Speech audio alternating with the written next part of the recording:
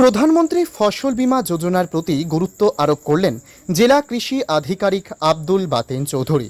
শনিবার আলগাপুর পঞ্চম খণ্ডে সমাজসেবী মিটন পালের পৌরোহিত্যে আয়োজিত এই সচেতনতা সভায় মুখ্য অতিথি হিসেবে উপস্থিত হয়ে হাইলাকান্দি জেলার এই কৃষি আধিকারিক তিনি কৃষকদেরকে প্রধানমন্ত্রী ফসল বীমা যোজনা নিয়ে বিস্তারিত আলোচনা করেন।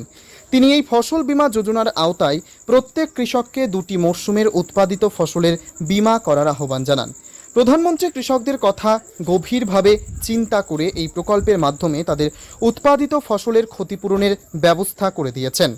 কোনো ধরনের দুর্যোগে উৎপাদিত ফসল বিনষ্ট হলে তারা যাতে এই বীমার আওতায় উপযুক্ত ক্ষতিপূরণ পেতে পারেন।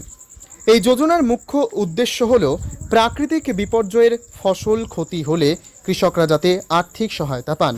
কৃষকদের প্রতি সরকারের এই সহানুভূতি অত্যন্ত প্রশংসনীয় বলে জানান তিনি।